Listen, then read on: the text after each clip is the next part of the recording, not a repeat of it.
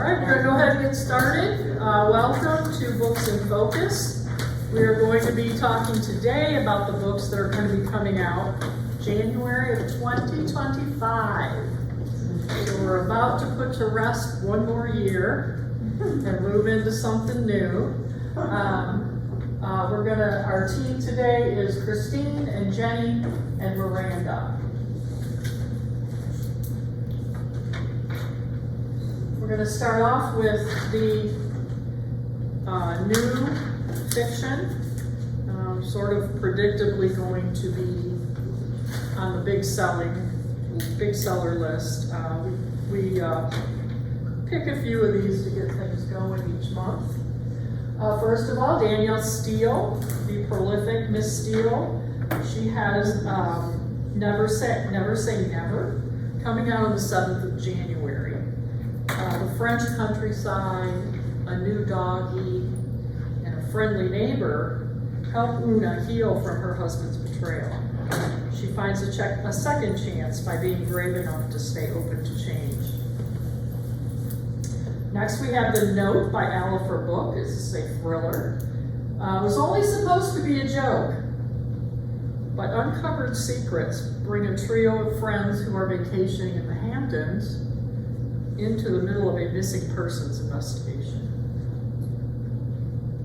Onyx Storm by Rebecca Yarros. This is a fantasy selection coming out on the 21st of January. It's number 3 in her Empyrean, is that correct? Empyrean series. A big secret lurks, and what we know is that not everyone is going to survive the coming storm. The Big Empty by Robert Gray. This is coming out on the 14th. It is crime fiction. It's his Elvis Cole series, and it's number 20. Elvis and his buddy Joe face a cryptic case and an unpredictable killer in this twisty, edge-of-your-seat thriller. Jane Ann Krenz is up next. She has a romance on the list. This is Shattering Dawn. It is number 3 in her Lost Night Files series. 2 deeply suspicious people learn how to trust again as their irresistible chemistry and passion develop. Next, we have Grave Danger by James Grippando, coming out on the 14th. And this is from his Jack Switek series. This is number 19 for him. This is a perilous case involving politics and international diplomacy. Jack must discover who is behind all of the legal maneuvering. Next, Fiona Davis has an historical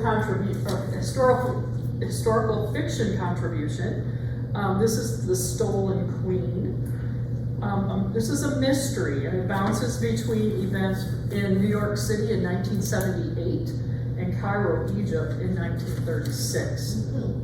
And an ancient artifact goes missing, and a legendary curse may be reawakening. The Crash by Frida McFadden, coming out on the 28th. She is one of the hottest authors here locally right now. She's very, very popular. And this new thriller is A Safe Haven is not what Tegan thought it would be. So Tegan is expecting a baby. She's caught in a blizzard. Strangers offer to help her, and it turns this snowbound thriller that will chill you to the bone.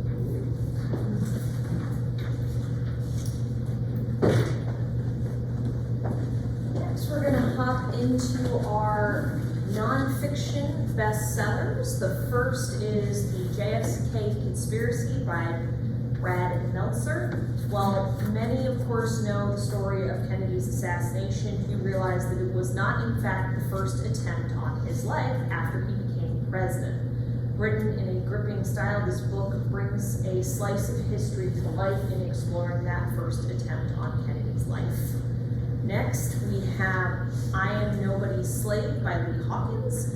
Hawkins exhaustively examines his family's legacy, post-enslavement trauma, the resilience and cost of success as they pursued the American dream.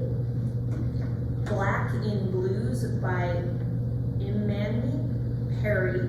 Perry uses the world's favorite color as a springboard for a riveting emotional, cultural, and spiritual journey that examines race and blackness that transcends politics, ideology. It's described as a poignant, spellbinding, and utterly original offering. Next one is Brooke Shields is Not Allowed to Get Old by Brooke Shields. So fun fact, I used to lie and tell everybody she was my aunt. No relation. Make sure all your old friends hear that. Oh, they are. So Brooke Shields has spent a lifetime in the public eye. Now she is facing a new level of scrutiny, being a woman of a certain age. With remarkable candor, Brooke reveals her experiences and weaves together a clear picture of what it means to be a woman in the prime of her life. So next we She have. must have shoved her mother out of her life then, so. Well, we'll have to get the book and read and find out. Yeah, indeed. The next one we have is Before Elvis by Preston Lauterbach. This is a thought-provoking look at the Black musicians who influenced Elvis's music and finally getting the recognition they deserve. In the wake of the continuing conversations about American music and appropriation, this book is being described as indispensable and timely. Next is Beyond Anxiety by Martha Beck. Dr. Beck examines why anxiety is skyrocketing in general, and why trying to simply think your way out of anxiety only serves as a band-aid fix. She also explores ways to reduce anxiety and to use it to propel yourself into a life filled with peace, joy, and meaning. And then I'm going to do my best. I practiced the next one, the name, several times. I make no promises though. The Survivor by Yosef Leikowicz. Yosef was the only one of his extended family of 150 to survive the Holocaust. He was sent to 6 different concentration camps during that time period, and after the liberation of the camps, he became a Nazi hunter and rescuer to orphan children who had been hidden by doomed parents during the ghetto clearings in Poland. This book is described as simply remarkable, and it is the winner of the Canadian Jewish Literary Award, for Holocaust literature. So just an incredible story overall. And then finally, the last best-selling nonfiction that we have listed here is The Woman Who Knew Everyone by Meryl Gordon. Pearl Mesta was a force to be reckoned with, a wealthy, globe-trotting Washington widow.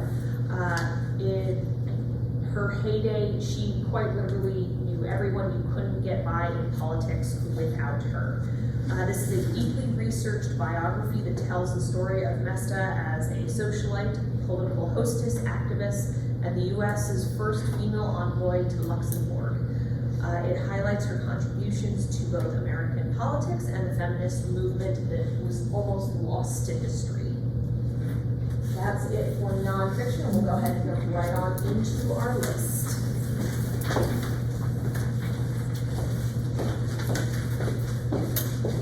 And apparently January 2025 is a thriller, so I'm not complaining. So I will be up here for all of those. Our first one, Witchcraft for Wayward Girls by Brady Hendricks. It's going to come on the 14th. You may recognize that. He does have a couple of other novels here as well. In Witchcraft, Fern is 15 and pregnant when she is sent to the Wellwood home in St. Augustine, Florida, a place for families to send their unwed daughters to give birth in secret, give their baby up, and forget any of it ever happened. Everything the girls do is monitored and controlled strictly by those who, in quotes, know best. But when a librarian gives Fern a book on witchcraft, the girls are able to take back their power for the first time. But all power comes at a cost, and for these strong female characters in this creepy and engaging horror novel from a Master. The first read-alike is It Will Only Hurt for a Moment by Delilah S. Dawson. I would kind of categorize this as either a thriller or even a gothic thriller just because of its setting. An atmospheric thriller where a young woman on the run from her crappy ex-boyfriend and abusive mother flees to an isolated artist colony where not all is as it seems. When things start going awry, Sarah wonders if someone is out to get her or if she really is losing her mind in this gothic thriller that refuses to let the past stay buried. And next, An Academy for Liars by Alex Henderson. Lennon Carter's life is falling apart when she gets a mysterious phone call inviting her to Drayton College, a magic school hidden in Savannah, Georgia. As Lennon studies and learns to control her magic, she begins to uncover secrets about the college and her professor's past in this dark academia novel filled with tension and lush descriptions that will captivate readers. So I would say all of these are going to have a nice atmospheric gothic setting, and everyone is kind of secluded. These are also both on the new shelf currently. Next, we have Alice Feeney. She's become very popular in the last few years. Beautiful Ugly is going to come out on the 14th as well. It is her newest thriller.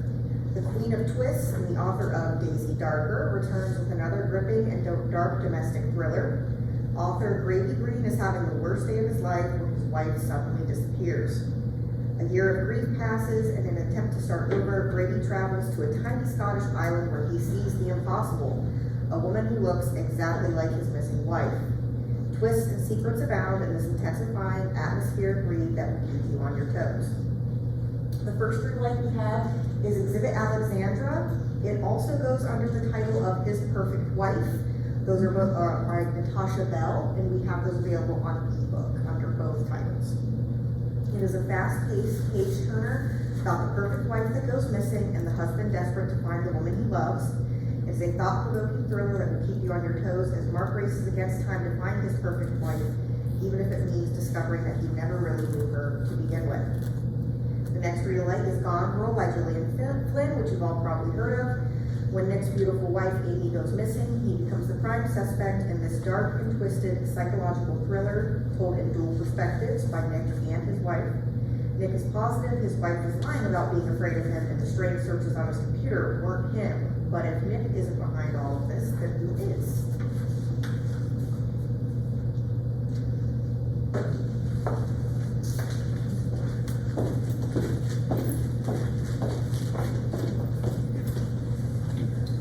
From the romantic suspense category, we have Janet Daly's Lie for a Million. This is described as Yellowstone meets Dallas against the backdrop of the Texas horse country in this soapy saga. Lila Culhane is coping with the murder of her husband and with the newly discovered pregnant mistress. The list of suspects in his murder is growing. He has a bitter first wife, sparring extended family. Their adversarial neighbors, ex-lovers, and perhaps even the woman Sam loves, Frank's own pampered daughter, Jasmine. And as the surprises multiply, a killer remains free to strike again if the rivals don't kill each other first. And read-alikes for this are from Linda Lale Miller. She had the Painted Pony Creek is Painted Pony Creek is the series, Book number 4 is the Christmas one. Secrets from the past and poignant journeys unravel deep truths as Tessa and Jesse contemplate a newfound future. Can a Christmas miracle mend broken hearts and save their family? And Diana Palmer, her number 52 in her Long Tall Texans series is Texas Proud. As their bond grows into passion, shocking truths surface. Will Michael and Bernadette survive his hidden secrets? Wow. Okay, and we have next Dark Motherland by Samrat Upadhyay. This is takes place in an earthquake-ravaged dystopian reimagining of Nepal. And in which readers meet lovers and widows, dictators and dissidents, paupers, fundamentalists, and a genderqueer power player with her eyes on the throne. Dark Motherland is a romp through the vast space of globalized universe where the East connects to and collides with the West in brilliant and unsettling ways. Read-alikes, for this one I chose Prophet Song, the dystopian and Booker Prize winner from last year. In Dublin, a terrifying and shocking vision of a country sliding into authoritarianism and one mother's deeply human fight to hold her family together. And When Among Crows by Veronica Roth, emotionally charged urban fantasy that brings Polish folklore into a dystopian Chicago underworld, and a life and death search for the legendary witch Baba Yaga.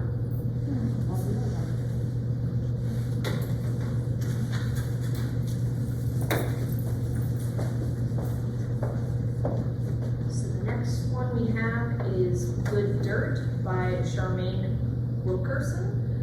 It is a historical fiction described as a sweeping, evocative novel about the daughter of an affluent Black family named Eddie, who is piecing together the connections between the tragedy of her brother's murder and a beloved heirloom. The heirloom, she discovers, not only holds the history of her family, but is the key to her future as well. This is described as a sweeping, multi-layered stories with themes around how the past informs and our understanding of the present. With that, both of my read-alikes play with that theme as far as how the past impacts us today. The first one I have is 1,000 Times Before by Asha Thonke. This is a sweeping, deeply felt intergenerational story about a lineage of women who can access the memories and feelings of their female ancestors after they have been embroidered onto a tapestry that has been handed down through the generation.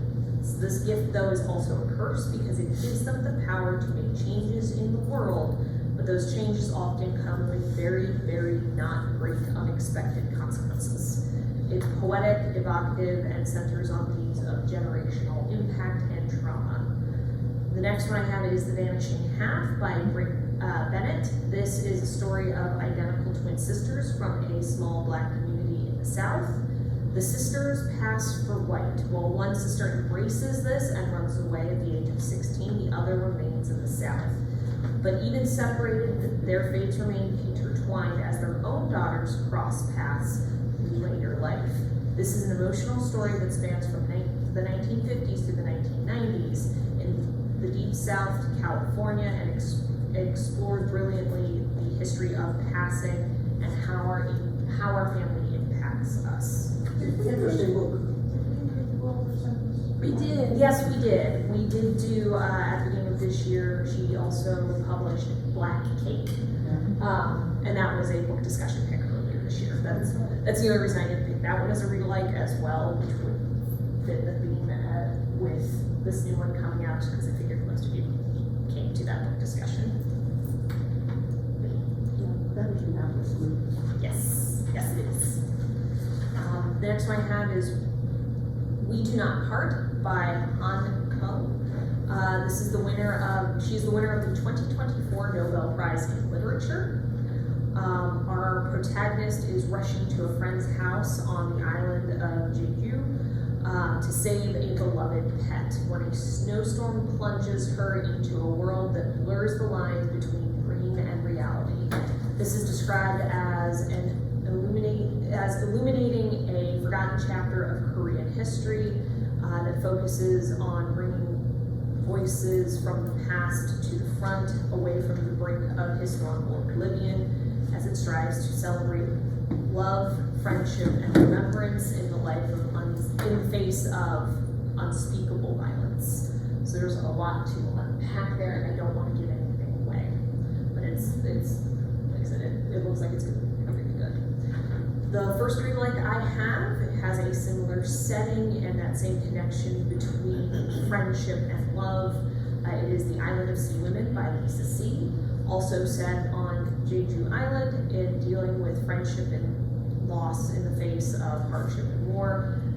Mija and Young-suk develop a close relationship from childhood despite having vastly different backgrounds. After years of working together, their friendship has grown, but the differences in their lives and forces outside their control put a strain on their relationship. This is described as a lushly detailed, thought-provoking novel that explores how friends sustain us, especially in times of crisis. That's a good book. Yes. Yeah, I enjoyed that. Yes. I love it when everyone's like, yeah, that's a good one. It makes me feel better that I picked a good read like. The next one we have is The Lion Women of Tehran by Marjan Kamil. Ellie and Oma have become friends. They became friends on the first day of school, and the two friends come to age together against the tumultuous black backdrop of Tehran in the latter part of the 20th century. As the turmoil reaches a fever pitch, one earth-shattering betrayal between the two friends will have enormous consequences. This is also described as evocative and devastating, and a haunting portrayal of how we profoundly shape each other.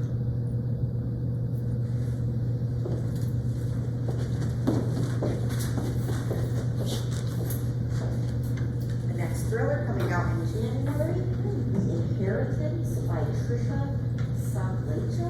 Hopefully I said that correctly. An unpredictable murder mystery set on a secluded luxury island off the coast of Scotland that follows a family reunion that will end in murder. When the Agarwals gather for the announcement of the family business's succession plan, everyone has ulterior motives and secrets to hide in this deadly, dysfunctional family thriller. The family foundation comes crumbling down in this high-stakes reunion filled with chaos, greed, and twists that will keep you on the edge of your seat. First Relight, as I mentioned previously, it's been very popular. Daisy Darker by Alice Feeney. When the Darker family assembles for Nana's 80th birthday on a secluded island, things go awry as Nana is found dead and family members keep dying left and right. The Darkers will have to come to terms with their past and present secrets in this family reunion thriller filled with unforgettable twists in order to survive. The next is The Family Game by Captain Stedman. Harry, which is a female character, and Edward Hallback are in love and freshly engaged when they are drawn back into Edward's dark family circle, which he purposely left behind years ago. In this lethal game of survival and tradition, Harry will find out what it takes to really join the new rich and eccentric family in this fast-paced thriller reminiscent of the popular 2019 horror film Ready for Not.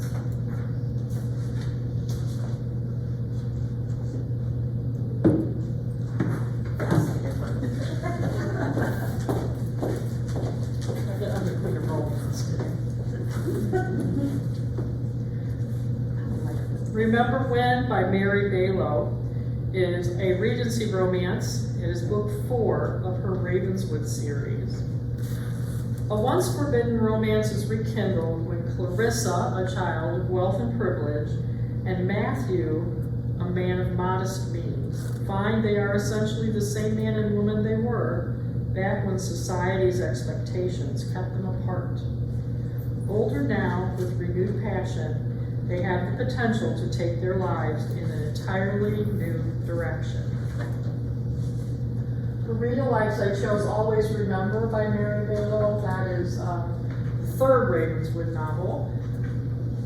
A duke's sister cannot possibly marry the bastard son of an earl, but sometimes love finds a way. And Grace Burrows, My One and Only Duke.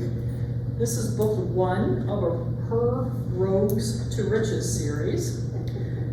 He's a wealthy gutter rat out for vengeance. She's a pregnant widow and minister's daughter. So are they doomed, or are they destined for happily ever after? Oh my. I have to read to find out. Okay. Next we have Allison Brennan's See How They Hide. This is a book of crime fiction. This is number 6 in her Quinn and Costa thriller series. 2 bodies turn up, same time, same manner of murder. Both are covered in poppies, and they're on opposite sides of the country. And Quinn and Costa's investigation into the link between the two murders leads them to the hallowed grounds of Havenwood, an eerily beautiful place rooted in a terrifying past, and with a leader who's willing to sacrifice everything to keep her secrets buried. Read Alike number 1 is also by Allison Brennan. This is book 1 in her Regan Merritt series. This is a popular sorority girl with secrets is murdered. 3 years after the case happened, it is reinvestigated by a curious podcaster, and a much darker picture emerges of the murdered girl and of her sorority. And Karen Slaughter's Girl Forgotten, book 2 in Andrea Oliver series. This also Small Town Murder, Dark Secrets Uncovered. There she is. Oh, go. Dark Secrets Uncovered. But this one rests for 40 years before it gets opened up again. Next we have Abduction of a Slave by Dana Stabenow. This is a historical mystery that will come out on the end of the month, on the 28th. This is book 4 of the Eye of Isis series by this author. It's Cleopatra's Egypt. The clouds of war are on the horizon. Armies are ready to march. But a murder mystery with secret agendas, spies, intrigue, sworn enemies that's much closer to home stretch the skills and resources to the limit for the queen. A Read Alike is another book by this author, Dana Stabenow. This is a different series, book 23 in the Kate Shudak series. 2 small planes crash in the Alaskan wilderness. Was it a bird strike, pilot error, or premeditated murder? Kate's investigation leads her to the highest levels of government. And the author, Dana Stabenow, is from Alaska. So she has a whole series of books that are take place in Alaska as well. The second Read Alike I chose is Thin Ice by Paige Shelton. And in this bestseller, Elizabeth Fairchild goes to the wilds of Alaska to hide from her abductor, but a recent local death is suspicious, and Elizabeth begins to wonder if that death is related to her abduction.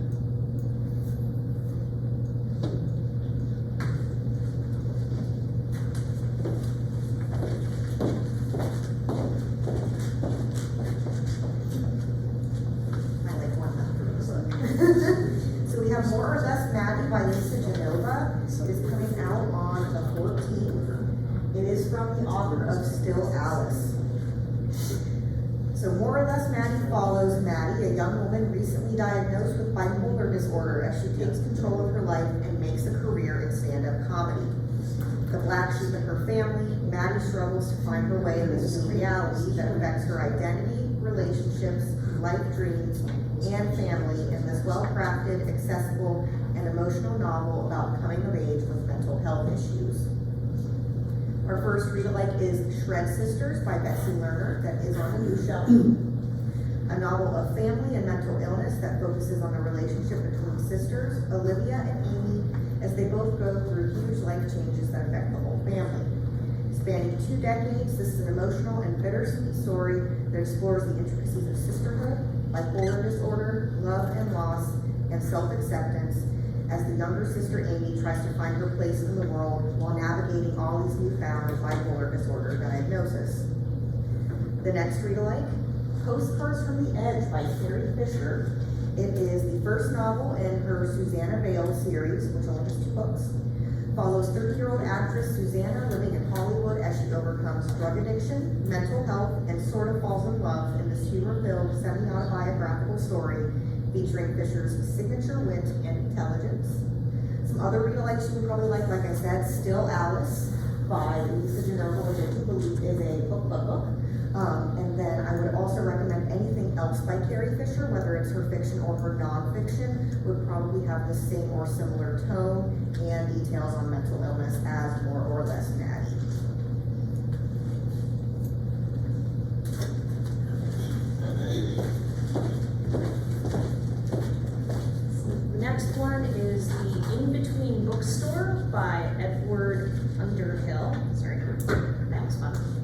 You Moved. This is a magical realism. It is a poignant and enchanting novel about a man recently laid off who returns to his small hometown where he enters the bookstore he worked in as a teenager and finds himself transported back in time and face to face with his teenage self. And I thought the best recommendation was this was actually a quote from Jodi Colt describing this book. She described it as a beautiful, thoughtful study of how we find ourselves and whom we choose to trust with that gift. So it's a very heartfelt novel. It looks like it'll be really, really good. The first thing that came to mind in reading the description of this, because it had to deal with time travel and magic books, was The Midnight Library by Matt Haig. In this one, the library contains an infinite number of books, each one the story of another reality, the life you could have had if different choices had been made. Nora finds herself trying to piece together the perfect life as she begins to change her past. Things are not what she expects. Also, a thought-provoking and whimsical book that explores how our choices make who we choose to be. The other highlight I have is Tales from the Cafe by Toshikazu Kawaguchi. Down a quiet back alley in Tokyo is a small cafe with a special power. While your beverage is hot, you have the ability to travel back in time to alter your past. This is the second in their series, and it contains kind of vignettes from around the different, focused on the different customers who've come into the cafe. So it's just a light-hearted, whimsical story.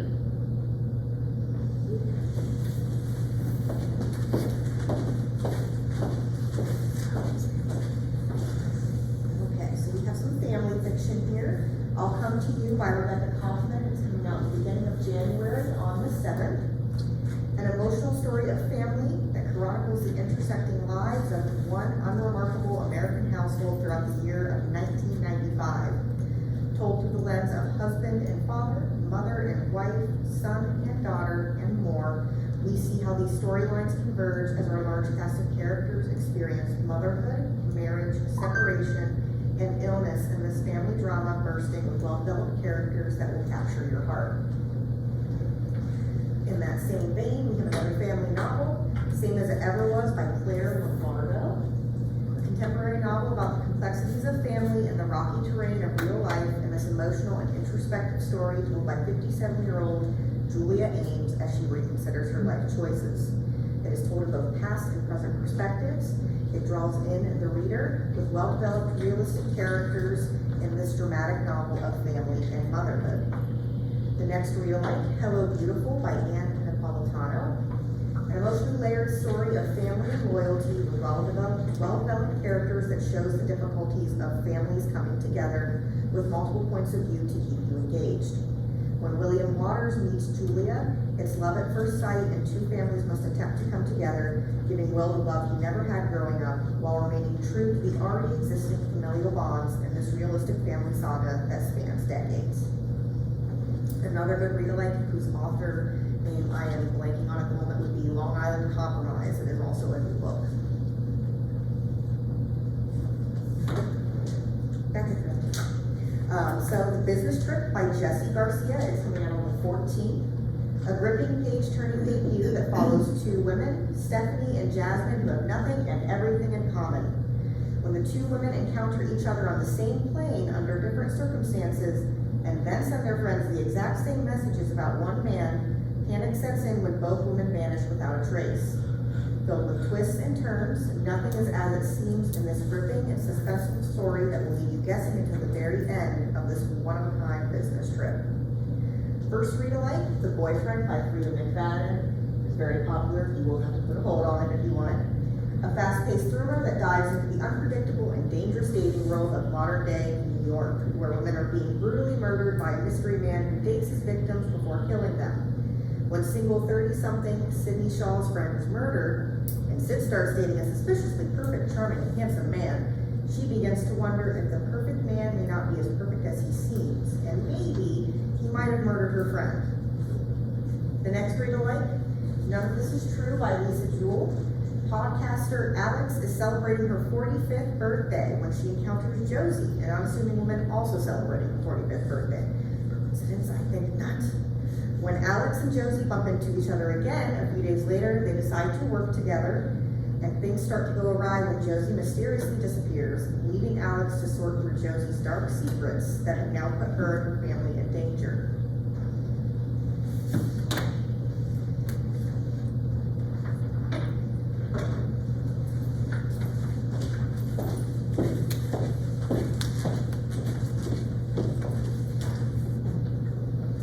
Death in Diamonds by S.J. Bennett is a mystery, book number 4 in Her Majesty the Queen Investigates. The year is 1957. 2 bodies turn up in Chelsea. The young Queen Elizabeth finds herself unwillingly used as an alibi for someone very close to her. Elizabeth knows she can't face this challenge alone. She needs support from someone she can trust, but she's just not sure who that is. She eventually enlists the help of an ex-codebreaker, Joan McGraw, to uncover the truth. Rita likes for this coronation year. Her coronation year was 1956, so a year before. This is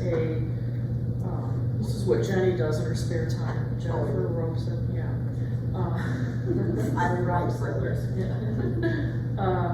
Life changes for many at the Blue Lion Hotel. It is announced that the Queen's golden coach will pass by the hotel on her coronation day. And The Queen's Spies is the first novel in Agents of the Queen series by Oliver Clements. And this is this book introduces us to John Dee, the charismatic and famous character who founded for Queen Elizabeth the group that became Her Majesty's Secret Service. There's a lot of historical detailing there. I have a quick question. She's coronated in 1952, but the coronation year is 1956. I'm sorry, I said that wrong. 50, what did I say, 50?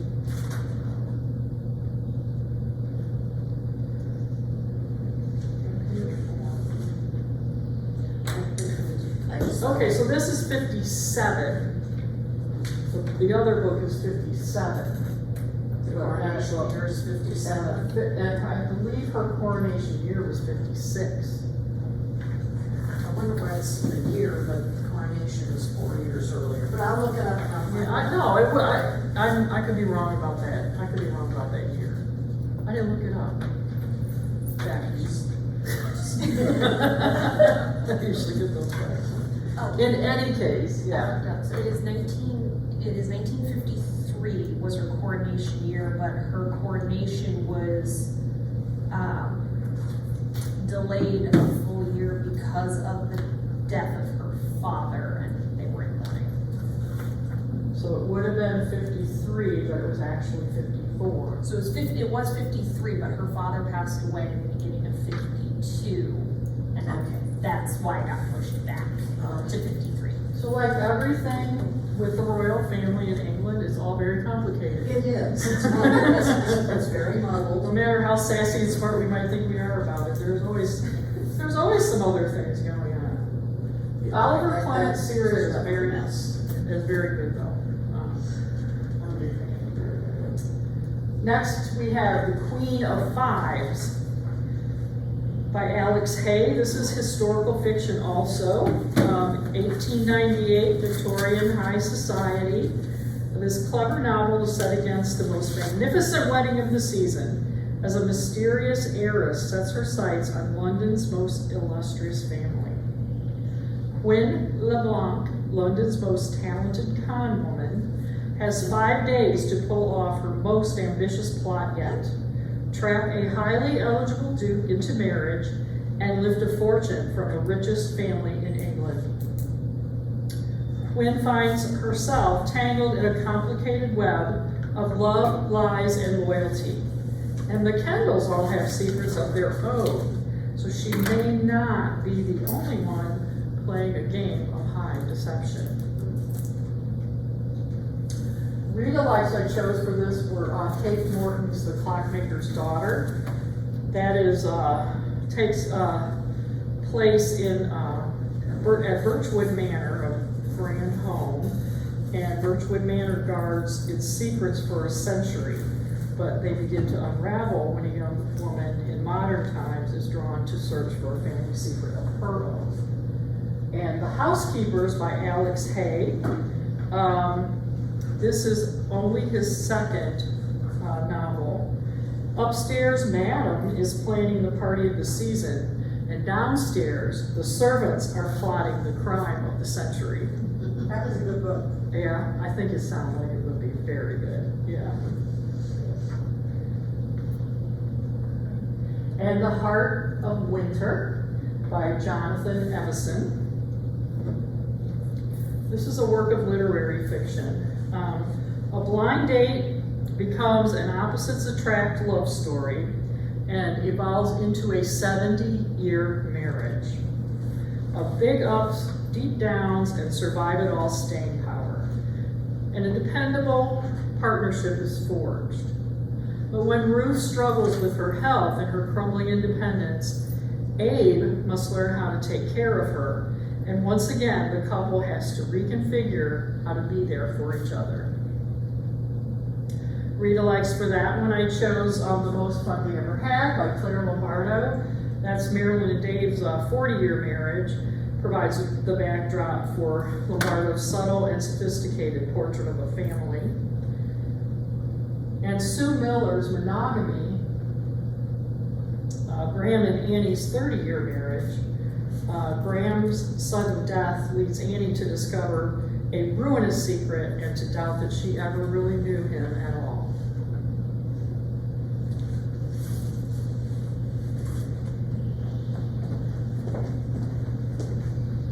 Next we have You Lived on the Horizon by Eric Soiler. This is a dystopian novel set in the walled city of Folwart. It was founded on a system of sacrifice to preserve and protect the people who managed to survive a series of terrible cataclysms. The AI responsible for running the city rewards those who sacrifice the most. Over the generations, an elite class has evolved from their descendants called the Sainted. Saint Anita finds herself pulled into the city's turbulent undercurrent as another sainted individual is brutally murdered. Described as a dazzling, complex, and imaginative story about the desire for utopia, humanity's imperfection, and the future. There is a trigger warning with this book that there does involve some body horror, so if that is not your thing, maybe not for you.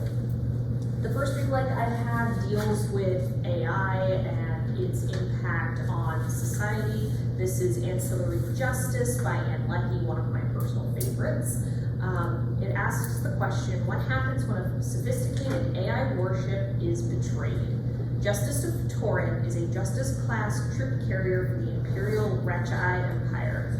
When her ship, their ship, is destroyed and all but one of their human segments known as ancillaries are also destroyed under mysterious circumstances. They swear revenge against those inside the Rechi Empire. However, it goes higher than even Justice of Torin suspects. This is also described as a highly imaginative and immersive story that explores themes of humanity, revenge, and what it really is to have justice. This book, when it first came out, won just about every sci-fi award there is out there. The other read-alike I have is The Ferryman by Justin Cronin. This is also a dystopian sci-fi type of novel where nothing is as it seems. Here, the people of Prospera live a remarkably perfect life, in part thanks to the monitors embedded in their arms that allows them to regenerate or retire, in their parlance, and start fresh once they hit a certain percentage level. There's also support staff to care for all of their basic day-to-day needs and labors. Proctor Bennett is our protagonist. He is a ferryman responsible for escorting those who are about to retire to the ferry that will take them to the mysterious Nursery Island. Between an incident with escorting his father to be retired, and unrest growing among the support staff, Bennett begins to question the very nature of his reality in this mind-bending, lushly detailed novel about human nature. I read this book, I loved it because I had no idea where it was going. It was great. The next one we have is Homeseeking by Carnissa Chen. And this one, Haiwen and Suchi are teenage sweethearts in the 1940s Shanghai. They are separated by war and circumstance. Decades later, they unexpectedly reunite in LA. As they rekindle their relationship and friendship, it feels like a second chance, but the past weighs heavily on their movements in this poignant and elegantly written story about life, love, and the ties that bind. Both of my read-alikes deal with those kinds of instances where people come and go from their life and people are tied together. The first is Meet Me in Another Life. This one centers on Thora and Sainty, who are strangers in a foreign city when a chance encounter causes their fates to be intertwined. And again through multiple lifetimes, the two keep coming together and splitting apart. As memory is blurred, a strange pattern compounds and emerges. They must work together to discover the mystery of their attachments in this bittersweet and intricately crafted story. The other read-alike I have is Normal People by Sally Rooney.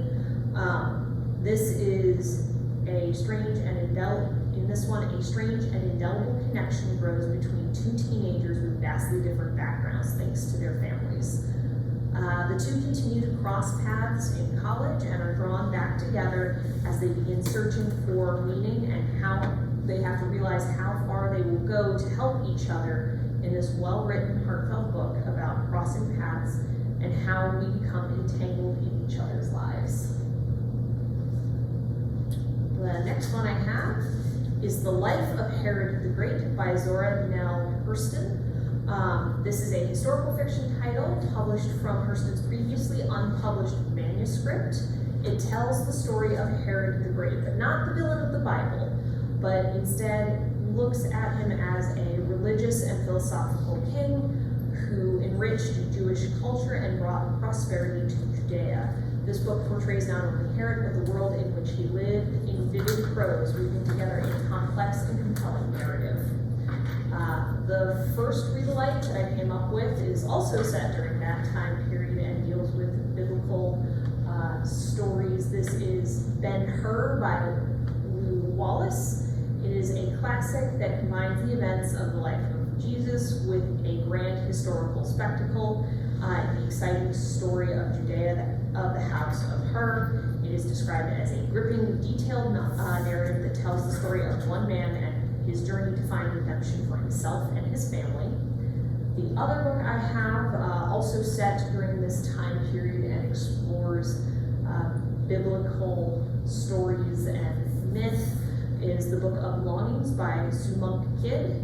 Anna, raised in a wealthy family with ties to the ruler of Galilee, finds herself pursuing scholarly pursuits in secret, defying the expectations placed on women, when she meets an 18-year-old man named Jesus. The two form a fast friendship, and something more begins to bloom. As they live, as their lives progress, politics and family relationships shape their futures and legacies.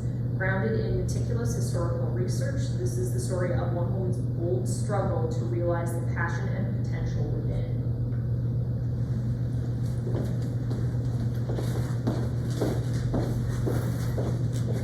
Back to thriller / horror. We have Clever Little Thing by Helena Edgeland. It's coming out on the 14th. A powerful psychological thriller about motherhood that follows Charlotte and her daughter Stella after the sudden and abrupt death of their babysitter Blanca. When Stella begins acting more like Blanca than her normal disruptive self, Charlotte becomes convinced that Blanca is somehow possessing Stella. Is it all in Charlotte's head, or is something truly wrong with Stella? Don't miss the clever conclusion to this page turner that will haunt readers with its eerie tone. It will appeal to mystery, horror, and paranormal readers alike. First read-alike is The Push by Ashley Aldrin. A tense psychological thriller about a woman whose experience of motherhood is nothing like what she hoped for and everything that she feared. Life can't help but think that something is wrong with her daughter, but her husband says she's imagining things. Do not listen to him. When their son Sam is born, it's love at first sight for the family. However, things quickly begin to change in this incredibly compelling page turner about making and breaking a family. The next reel is Baby Teeth by Zoe Stage. Hannah is the sweet, silent angel that can do no wrong in Daddy's eyes. Meet Suzette, the mother that loves her daughter, even if their strained relationship and her daughter's odd behavior is chipping away at Suzette's sanity day by day. When Hannah feels threatened by Mom, she'll try any trick to get rid of her in this thriller about a perfect-looking family told in equal parts by mother and daughter that fits perfectly into the creepy kids genre. And I actually just learned today, if you do decide to read Baby Teeth, it does have a sequel that just came out this year. So that is something to consider.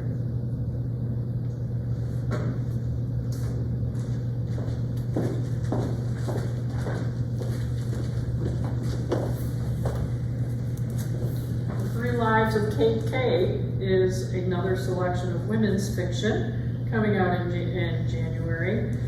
This is an electric, voice-driven debut novel about an elusive best-selling author who decides to finally confess her true identity after years of hiding from her past and realizes that returning home is the only way she'll be a whole person again.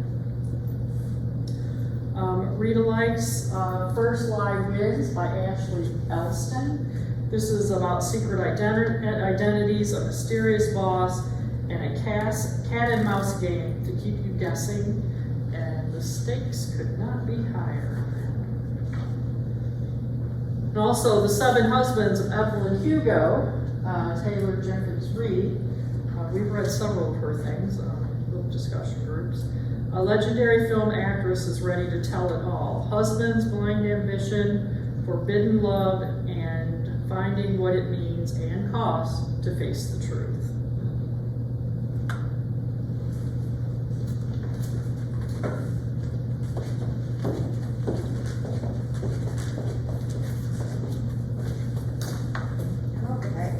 Mother of Rome by Lauren J.A. Baer, coming out on the 7th. It is a mythology retelling, a powerful reimagining of Roman legend about the twins Romulus and Remus, mythical founders of history's greatest empire, and their mother, Rhea Silvia. Baer gives voice to Rhea's story of abandonment and ostracization that is often forgotten through history in favor of her sons. Mother of Rome is the story of love, motherhood, and sacrifice that will captivate readers with its masterful storytelling, well-developed characters, and fierce emotional depth. The one thing I will say about any and all of these, what I did notice in some reviews is that it does have some hard topics of abuse, rape, death, but that's just going to be what you get with Greek mythology retellings. So just a little bit of a warning if you do want to dive into any of these. Hera by Jennifer Saint is our first read-alike, a new epic and enthralling reimagining of Hera, a Greek heroine we only thought we knew. Traditionally cast as a jealous wife and a wicked villain, Saint gives us a retelling that shows Hera as a powerful queen that is ruthless and compassionate as she establishes her reign on Mount Olympus. It is lyrically written and full of well-developed, introspective characters, and is a fast-paced retelling that will transport you to the world of legends. Next, Circe by Madeline Miller, a lyrical, action-packed dive into the origin of Circe, daughter of sun god Helios, born powerless and average. Turning to the world of mortals for companionship, she discovers the power of witchcraft which threatens the gods. When Circe is banished by Zeus, she must summon her strength to stand up to the gods and write her own story in this lush retelling of creatures of myth and told with a grittiness that is fitting of the powerful and violent Greek gods of legend. So, and these are all going to get themes of feminism, motherhood, strength, sacrifice, etc.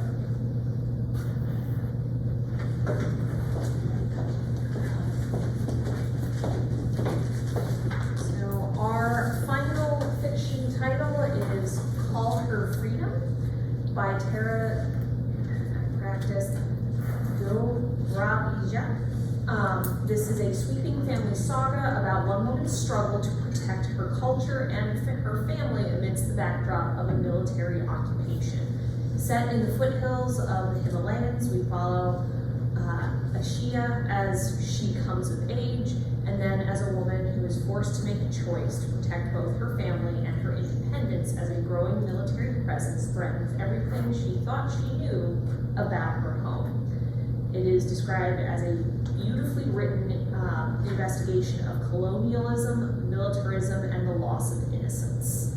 And in that theme, my first read like is Saints of Storm and Sorrow by Gabrielle Uba. This is an enthralling Filipino-inspired epic fantasy about a nun concealing a goddess-given gift that turns her into a lightning rod for her people's struggle against the colonial powers that threaten them. Maria does what she can to protect her people and chosen family as they are exploited by the colonizers.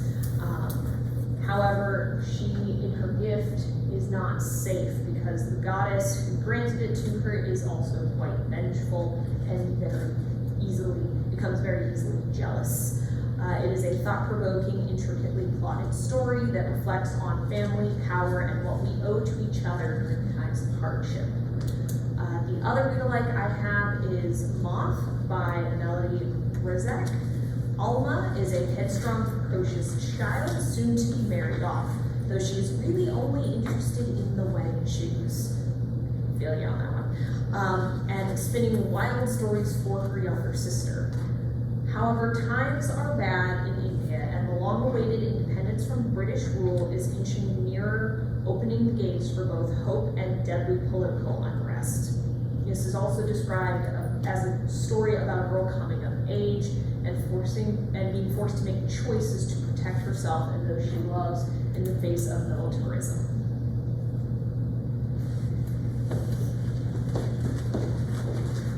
For the first of our nonfiction, we have the list book from Rachel Hollis, What If You Are the Answer, and 26 other questions that just might change your life. It's coming out on January 7th. Author of Girl Wash Your Face shares the transformative questions that helped her heal, grow, and thrive even during life's hardest times. Told with her signature vulnerability, humor, and tell it like it is attitude, Rachel will encourage you to confront your deepest fears, change your circumstances, lean into success, and take responsibility for your own growth. Armed with these tools, readers will go on a journey of self-care and self-discovery that will help motivate you to live your best life. You might also like any of her other novels and be good read-alikes. But the first one is You Are a Badass, How to Stop Doubting Your Greatness and Start Living an Awesome Life by Jen Sincero. It's very fun, and we do have more of her titles. A refreshingly entertaining how-to guide that serves up 27 fast and easy-to-read chapters filled with hilarious and inspiring stories, advice, easy exercises, and yes, the occasional swear word here and there. She will help you identify and change your toxic habits, set goals, and so much more to help you understand why you are who you are. The next read-alike, I Am Here by Ashley Lemieux. It is a memoir. In her debut memoir, Lemieux shares life-changing lessons found in the darkest seasons of life that helped her move through pain and find healing. With the use of a process called clarity mapping, Ashley walks readers through setting intentions, claiming their dreams, and much more as she helps women to reframe their thoughts and reimagine their lives, take back their power, and move forward toward their dreams. So yeah, women are badass.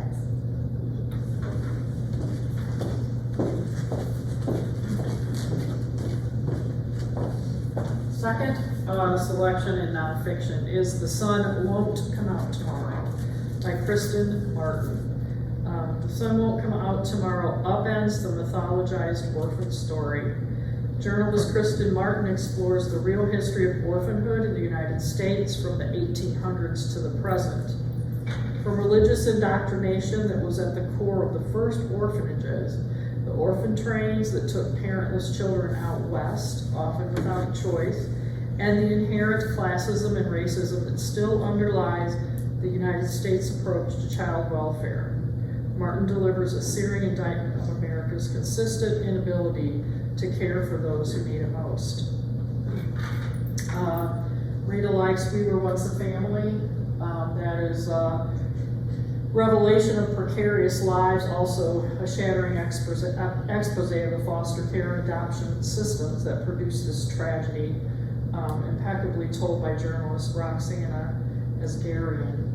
That's the story where the adoptive parents drove with the children into the river. And then before and after, the subtitle is the incredible real-life stories of orphans who survived the Tennessee Children's Home Society. It's a collaboration with Judy Christie and Lisa Wingate. I think many of us read Lisa Wingate's Before We Were Yours, which was a novel about that same orphanage. And this is the real life stories, and they're quite eye-opening and quite touching.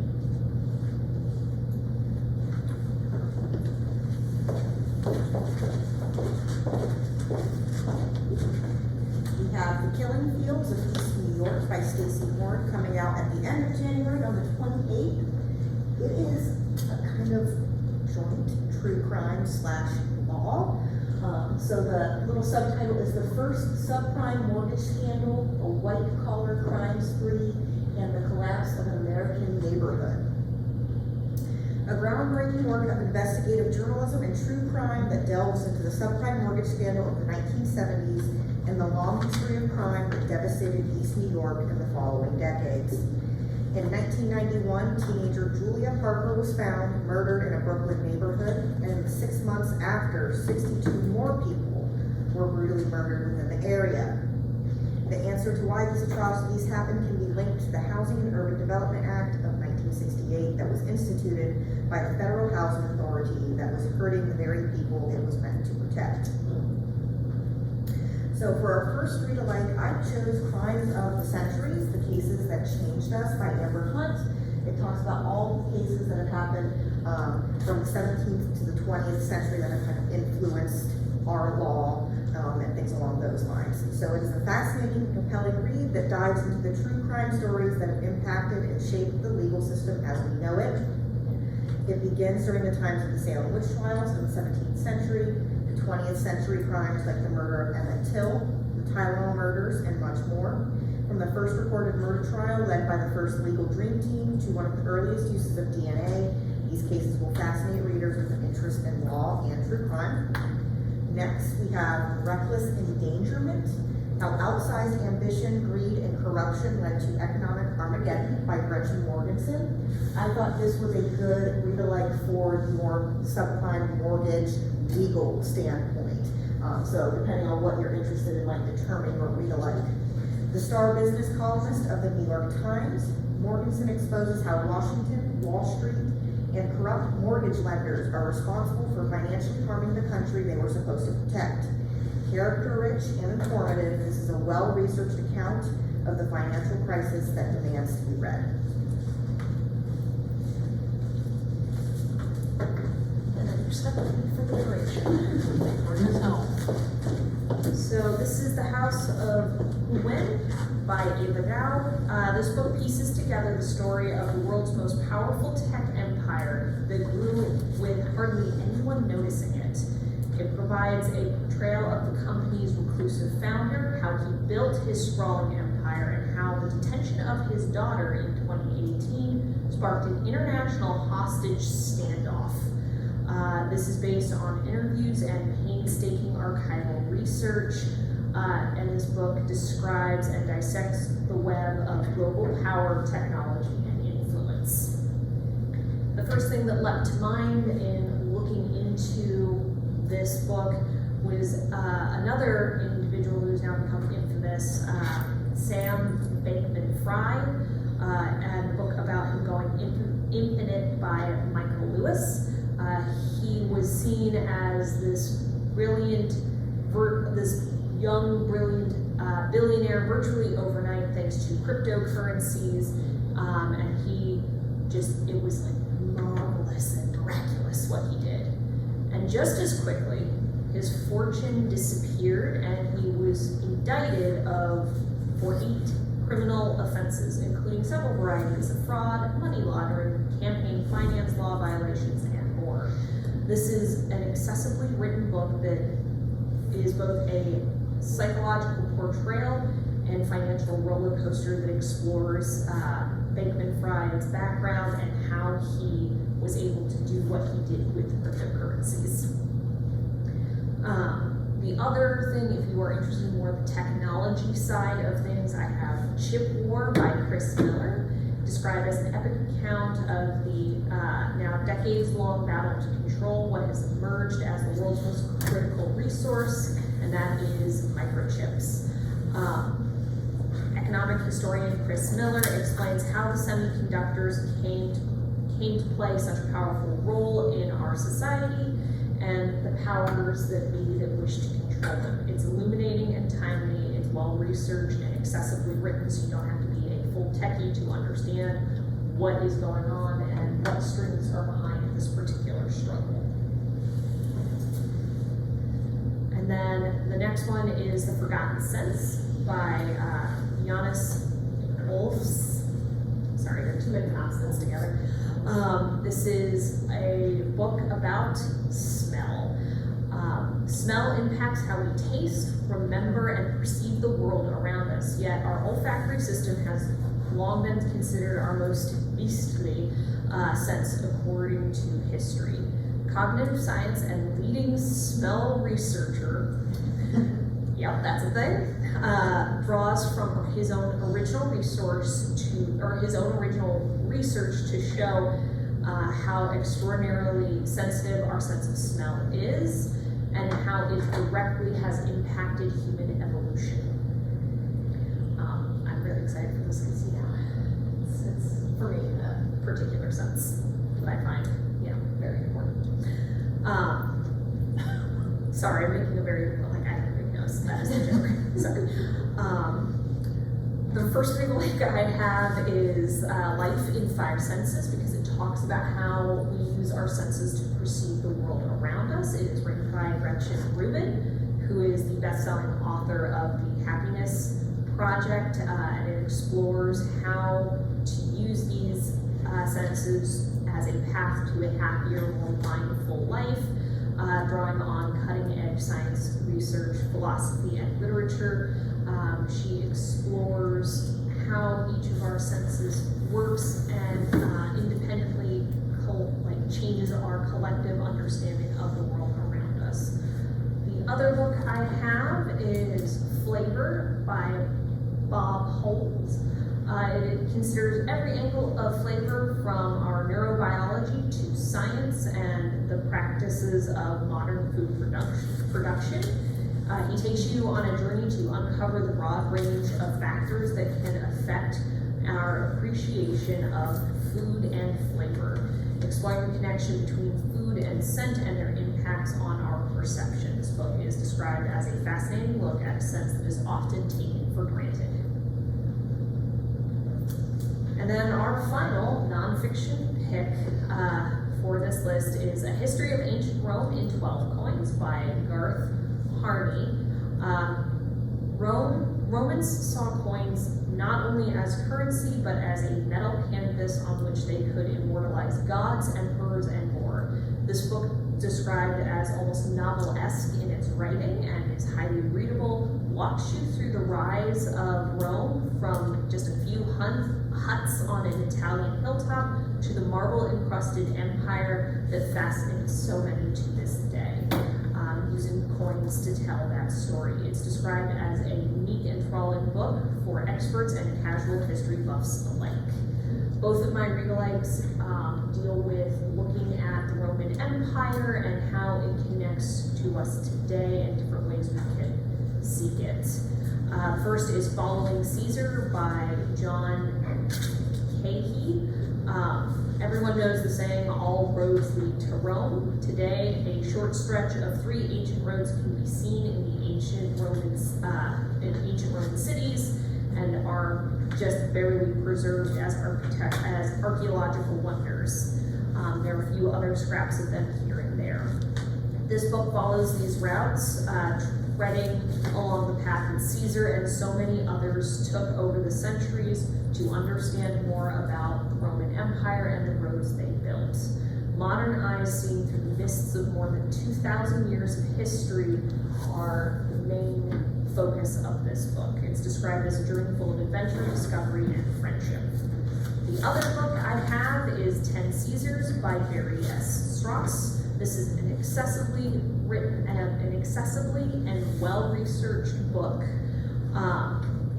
that tells the story of the Roman Empire from Julius Caesar, who brought about its birth, to Augustus, who found Rome a city of bricks and left it a city of marble, to Constantine, who moved the center of the empire to Constantinople.